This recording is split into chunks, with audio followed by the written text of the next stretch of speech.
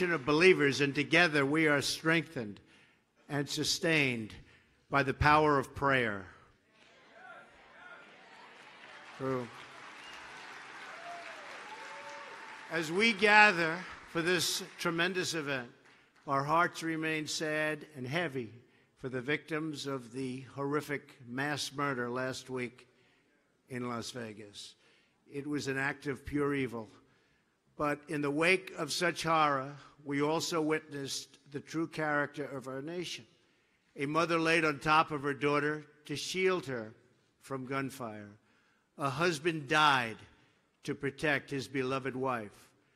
Strangers rescued strangers. Police officers, and you saw that, all of those incredible police officers, how brave they were, how great they were running into fire. And first responders, they rushed right into danger. Americans defied evil and hatred with courage and love. The men and women who risked their lives to save their fellow citizens gave proof to the words of this scripture. The light shines in the darkness, and the darkness has not overcome it.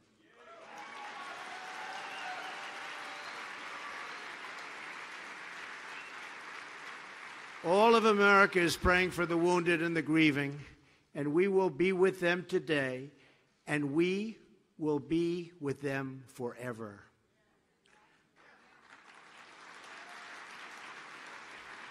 Just want to finish by saying really, and we understand it was so horrific to watch and so terrible, but to those who lost the ones they love, we know that we cannot erase your pain, but we promise to never, ever leave your side. We are one nation, and we all hurt together, we hope together, and we heal together.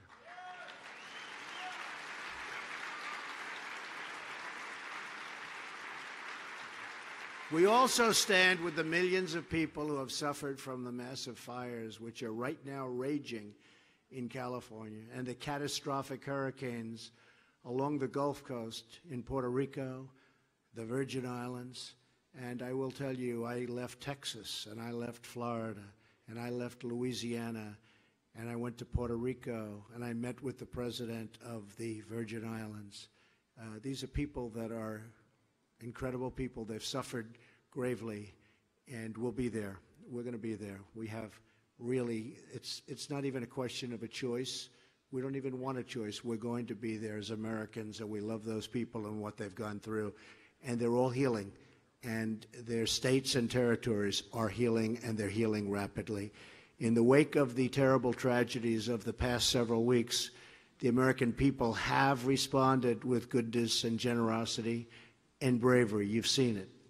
The heroism of everyday citizens reminds us that the true strength of our nation is found in the hearts and souls of our people.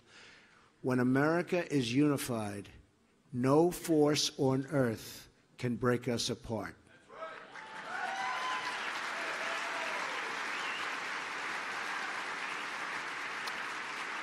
We love our families. We love our neighbors. We love our country. Everyone here today is brought together by the same shared and timeless values. We cherish the sacred dignity of every human life.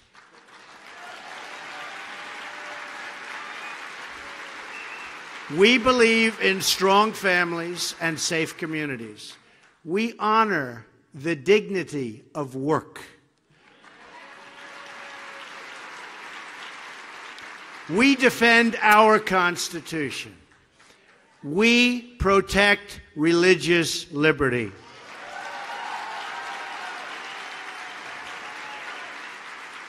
We treasure our freedom. We are proud of our history. We support the rule of law and the incredible men and women of law enforcement. We celebrate our heroes, and we salute every American who wears the uniform. We respect our great American flag.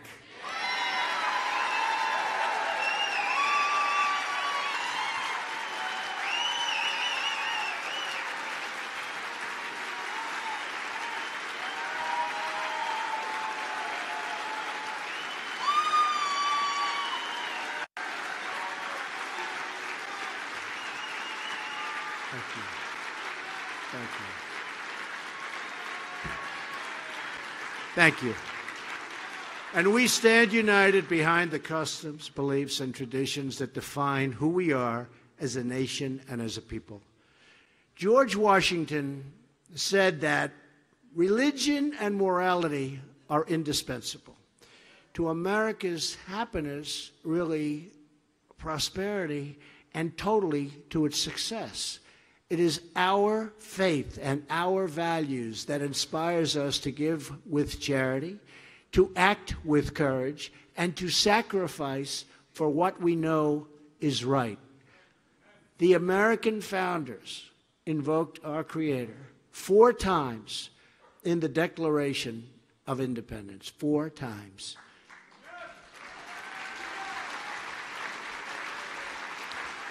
How times have changed, but you know what? Now they're changing back again. Just remember that.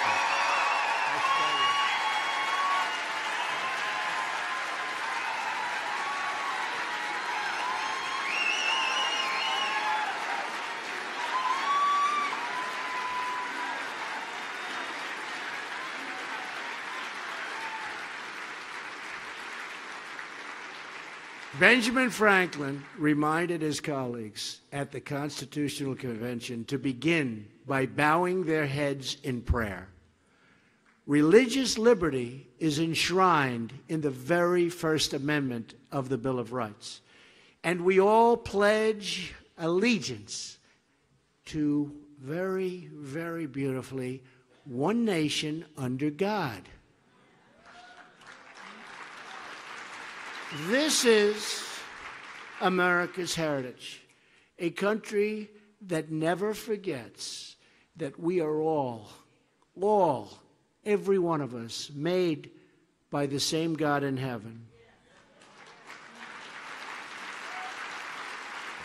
When I came to speak with you last year, I made you a promise. Well, one of the promises I made you was that I'd come back. See?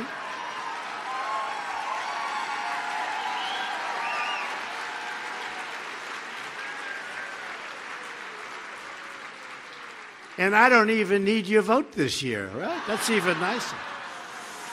But I pledge that in a Trump administration, our nation's religious heritage would be cherished, protected, and defended like you have never seen before. That's what's happening. That's what's happening. You see it every day. You're reading it. So this morning, I am honored and thrilled to return as the first sitting president to address this incredible gathering of friends, so many friends. So many friends.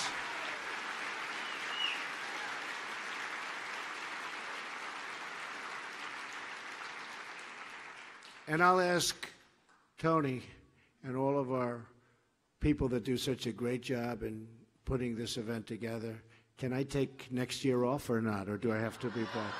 I don't know. Huh? They're saying no. Luana's saying no. So that means no. So I'm here to thank you for your support and to share with you how we are delivering on that promise, defending our shared values, and in so doing, how we are renewing the America we love. In the last 10 months, we have followed through on one promise after another. I didn't have a schedule, but if I did have a schedule, I would say we are substantially ahead of schedule.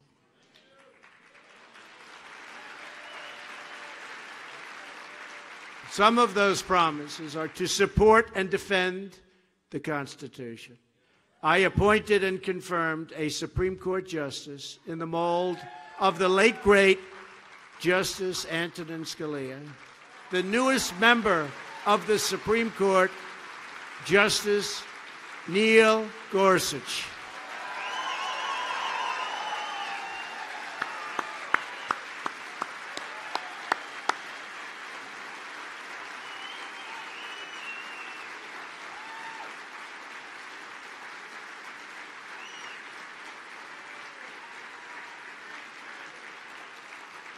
To protect the unborn, I have reinstated a policy first put in place by President Ronald Reagan, the Mexico City policy.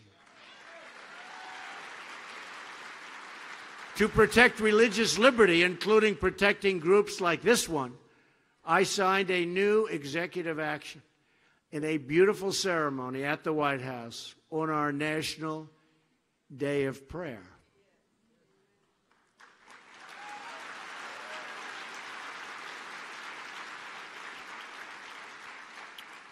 Which day we made official. Among many historic steps, the executive order followed through on one of my most important campaign promises to so many of you, to prevent the horrendous Johnson Amendment from interfering with your First Amendment rights.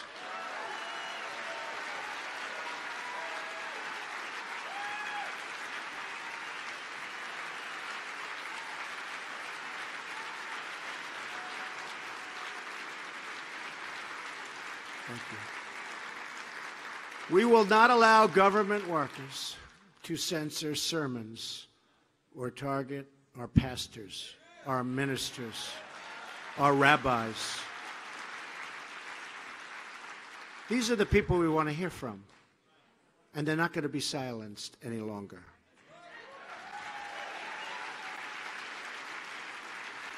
Just last week, based on this executive action, the Department of Justice issued a new guidance to all federal agencies to ensure that no religious group is ever targeted under my administration. Won't happen. We have also taken action to protect the conscience rights of groups like the Little Sisters of the Poor. You know what they went through. What they went through. They were going through hell. And then all of a sudden they won. They said, how did that happen? We want to really point out that the Little Sisters of the Poor and other people of faith, they live by a beautiful calling, and we will not let bureaucrats take away that calling or take away their rights. We are stopping cold the attacks on Judeo-Christian values.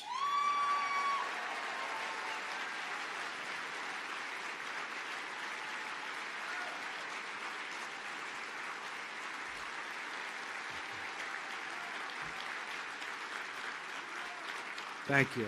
Thank you very much. And something I said so much during the last 2 years, but I'll say it again as we approach the end of the year. You know, we're getting near that beautiful Christmas season that people don't talk about anymore.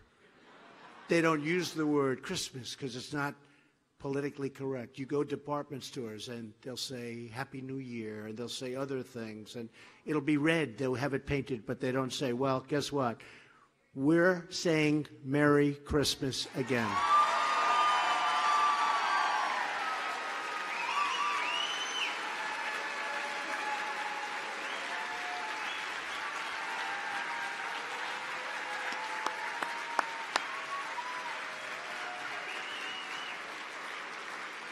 And as a Christmas gift to all of our hardworking families, we hope Congress will pass massive tax cuts for the American people.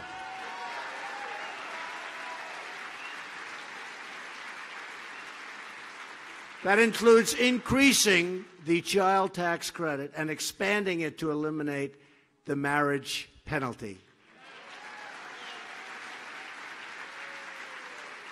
Because we know that the American family is the true bedrock of American life. So true.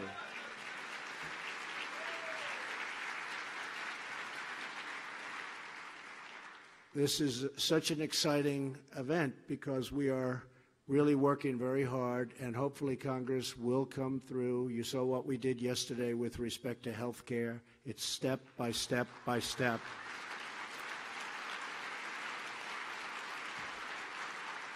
And that was a very big step yesterday. Another big step was taken the day before yesterday. And one by one, it's going to come down, and we're going to have great health care in our country. We are going to have great health care in our country. We're taking a little different route than we had hoped, because getting Congress, they forgot what their pledges were.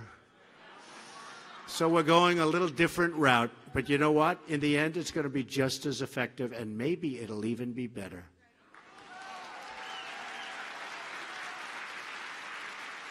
For too long, politicians have tried to centralize the authority among the hands of a small few in our nation's capital. Bureaucrats think they can run your lives, overrule your values, meddle in your faith, and tell you how to live, what to say, and how to pray. But we know that parents, not bureaucrats, know best how to raise their children and create a thriving society.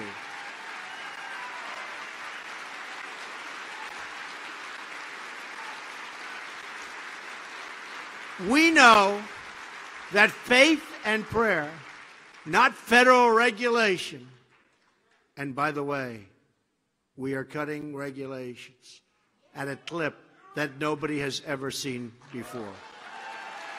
Nobody. In 9 months, we have cut more regulation than any president has cut during their term in office. So we are doing a job. And that is one of the major reasons, in addition to the enthusiasm for manufacturing and business and jobs, and the jobs are coming back. That's one of the major reasons, regulation, what we've done, that the stock market has just hit an all-time historic high.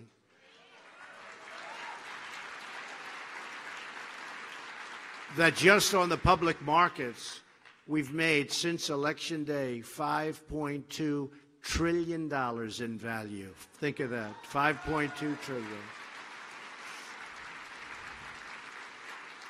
And as you've seen, the level of enthusiasm is the highest it's ever been, and we have a 17-year low in unemployment. So we're doing really some work. We know that it's the family and the church, not government officials, that know best how to create strong and loving communities. And above all else, we know this. In America, we don't worship government, we worship God.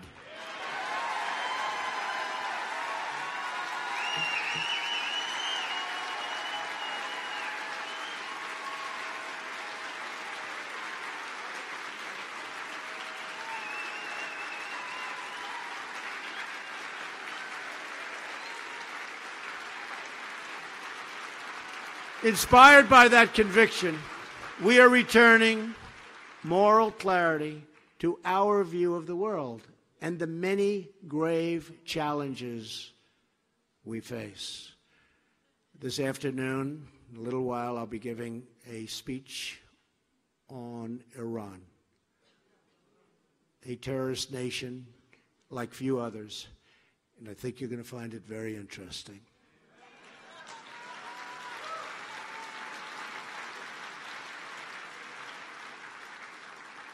Yesterday, things happened with Pakistan. And I have openly said Pakistan took tremendous advantage of our country for many years. But we're starting to have a real relationship with Pakistan, and they're starting to respect us as a nation again, and so are other nations. They are starting to respect the United States of America again. And I appreciate that. And I want to thank the leaders of Pakistan for what they've been doing. In this administration, we will call evil by its name. We stand with our friends and allies. We forge new partnerships in pursuit of peace. And we take decisive action against those who would threaten our people with harm. And we will be decisive, because we know that the first duty of government is to serve its citizens. We are defending our borders, protecting our workers, and enforcing our laws. You see it every single day like you haven't seen it in many, many years, if you've seen it at all. In protecting America's interests abroad, we will always support our cherished friend and partner, the State of Israel.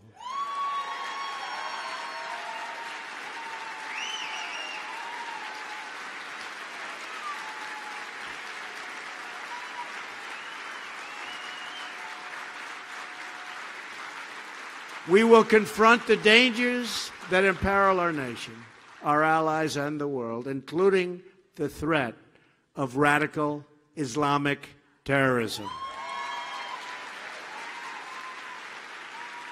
We have made great strides against ISIS, tremendous strides. I don't know if you've seen what's going on, but tremendous strides against ISIS. They never got hit like this before.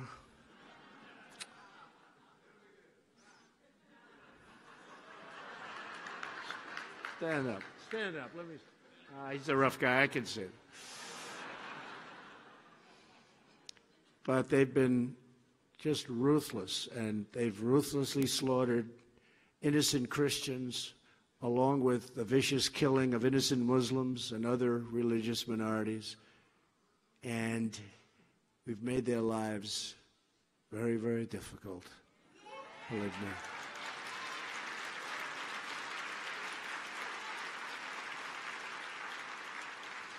We've done more against ISIS in 9 months than the previous administration's done during its whole administration. By far, by far.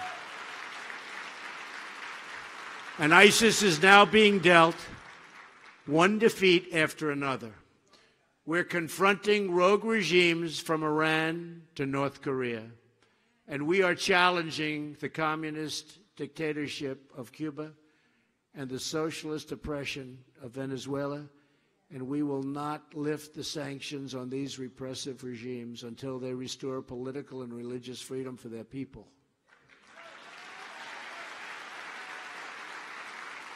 All of these bad actors share a common enemy, the one force they cannot stop, the force deep within our souls, and that is the power of hope. That is why, in addition to our great military might, our enemies truly fear the United States, because our people never lose faith, never give in, and always hope for a better tomorrow. Last week, Melania and I were reminded of this in a powerful way when we traveled to Las Vegas. We visited a hospital where some of the survivors were recovering from absolutely horrific wounds.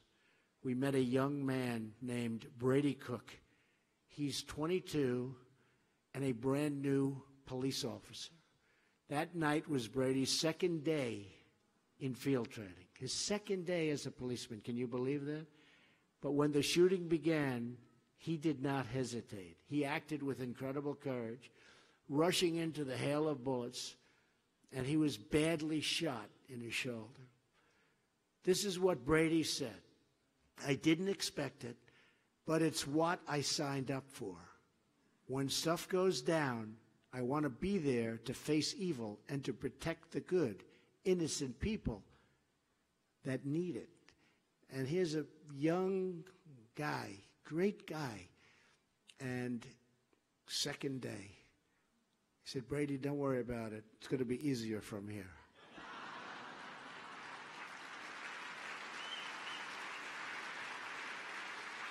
Brady's a hero, and he can't wait to get back on the job. Several weeks before, when Hurricane Harvey hit Houston, a local furniture store owner who's known in Texas as Mattress Mac decided he had to help. When the rain began to flood the streets of the city, he sent out his furniture trucks to rescue the stranded.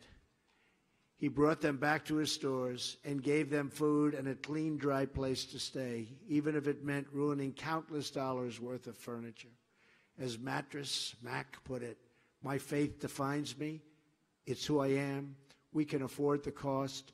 we can't afford what we can't. And he said this very strongly. What we can't afford is to cause people to lose hope. In Brady and Mac, we see the strength of the American spirit. This spirit of courage and compassion is all around us every day. It is the heartbeat of our great nation. And despite certain coverage, that beat is stronger than it's ever been before. You see right through it. That beat is stronger than it's ever been. We see this spirit in the men and women who selflessly enlist in our armed forces and really who go out and risk their lives for God and for country. And we see it in the mothers and the fathers who get up at the crack of dawn. They work 2 jobs and sometimes 3 jobs. They sacrifice every day for the furniture and future of their children. They have to go out. They go out, they work. The future of their children is everything to them. They put it before everything. And they make sure that the future of their children has God involved in it. So important to them. We see it in the church communities that come together to care for one another, to pray for each other, and to stand strong with each other in times of need. The people who grace our lives and fill our homes and build our communities are the true strength of our nation and the greatest hope for a better tomorrow.